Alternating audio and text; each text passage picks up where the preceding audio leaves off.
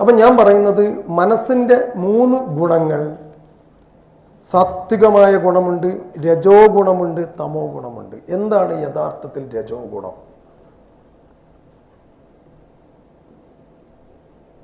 കർമ്മങ്ങളോടുള്ള ആസക്തിയാണ് യഥാർത്ഥത്തിൽ, കർമ്മങ്ങളോടുള്ള ആസക്തിയാണ് രജോ ഗുണം. അപ്പോൾ അത് നല്ലതല്ലേ? നമ്മളൊക്കെ കർമ്മം ചെയ്യുന്നതല്ലേ? കർമ്മത്തോടുള്ള ആസക്തി സാധാരണഗതിയിൽ ഭൗതിക ജീവിതത്തിൽ നമുക്ക് എന്ത് സംഭവിക്കും? കർമ്മത്തോടുള്ള ആസക്തി. കർമ്മത്തോടുള്ള ആസക്തിക്ക് ഏറ്റവും ഉദാഹരണം ഞാൻ പറയുന്നത് രാഷ്ട്രീയ നേതാക്കന്മാരാണ്. 1 മണിക്കൂർ 2 മണിക്കൂറാണ് നമ്മുടെ രാഷ്ട്രീയ നേതാക്കന്മാർ ഉറങ്ങുന്നത്. അങ്ങനെ നമ്മുടെ കർമ്മത്തോടുള്ള അടങ്ങാത്ത അഭിനിവേശം നമ്മളെ അത്യാഗ്രഹികളും ദുരാചാരികളുമാക്കി മാറ്റുന്നുണ്ടെന്നുള്ള ഒരു അവസ്ഥ ഉണ്ട്. അത് രജോ ഗുണത്തിൻ്റെ ഒരു സ്വഭാവവും കൂടിയാണ്. രജോ ഗുണം നല്ലതാണ്, പ്രവർത്തിക്കാൻ നല്ലതാണ്, പ്രവൃത്തി നല്ലതാണ്. അത് രജോ ഗുണം എന്ന് പറയുന്നത് ഇറ്റ്സ് എ ബീറ്റ സ്റ്റേജാണ്, ഇറ്റ്സ് എ ബട്ടർഫ്ലൈ സ്റ്റേറ്റ്.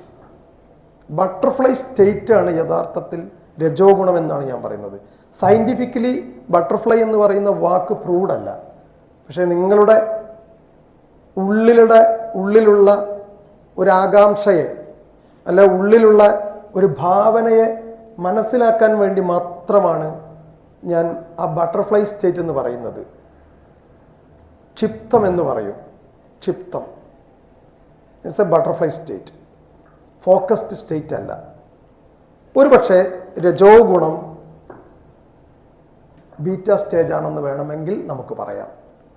അപ്പം ഞാൻ പറഞ്ഞു, മനസ്സെന്ന് പറയുന്നത് വളരെ സൂക്ഷ്മമാണ്. മനസ്സിന് ഒരുപാട് നിർവചനങ്ങളുണ്ട്. മനസ്സിൻ്റെ പ്രധാനപ്പെട്ട 3 കാര്യങ്ങളെക്കുറിച്ച് ഞാൻ സംസാരിച്ചു. അത് ഒന്ന് സാത്വികമായ ഗുണമാണ്, രണ്ടാമത്തേത് രജോ ഗുണമാണ്, മറ്റേത് തമോ ഗുണമാണ്.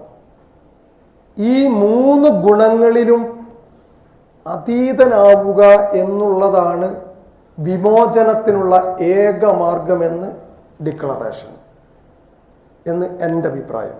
ഈ 3 ഗുണങ്ങൾക്ക് അതീതമായി പോവുകയും അതീതമായി ചിന്തിക്കുകയും നിങ്ങളറിയാതെ ഈ 3 ഗുണങ്ങളെയും തഴയുകയും ചെയ്യുന്ന സമയത്താണ് വിമോചനം സാധ്യമാവുന്നത് എന്നാണ് ഞാൻ പറയുന്നത്.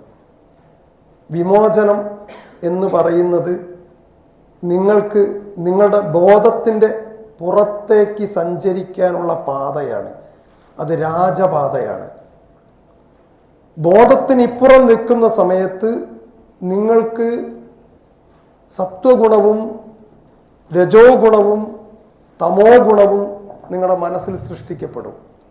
ആ സമയത്ത് നിങ്ങൾക്ക് വിമോചനം സാധ്യമല്ല. വിമോചനം സാധ്യമാവണമെങ്കിൽ നിങ്ങൾ അപ്പുറത്തേക്ക് കടക്കുക തന്നെ വേണം. അപ്പുറത്തേക്ക് കടക്കണമെങ്കിലോ നിങ്ങളുടെ മനസ്സിനെക്കുറിച്ച് നിങ്ങൾ അതിയായ ജാഗ്രതയുള്ളവനായിരിക്കണം. ജാഗ്രത് അവസ്ഥ ഉണ്ടാവണം. മനസ്സിനെക്കുറിച്ച് നിരന്തരമായി നിങ്ങൾ പഠിച്ചുകൊണ്ടിരിക്കണം. കാരണം മനസ്സൊരു മാന്ത്രിക കുതിരയാണെന്ന് കവി പറയുന്നത് അതുകൊണ്ടാണ്.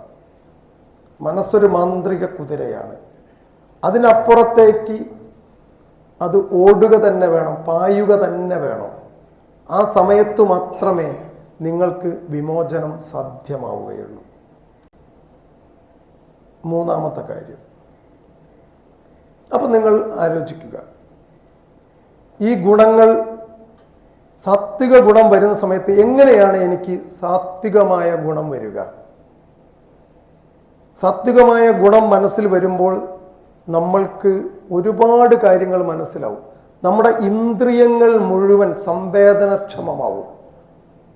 ഇന്ദ്രിയങ്ങളിലൂടെ കാണേണ്ടത് മാത്രമേ കാണൂ, കേൾക്കേണ്ടത് മാത്രമേ കേൾക്കൂ, സ്പർശിക്കേണ്ടത് മാത്രമേ സ്പർശിക്കൂ.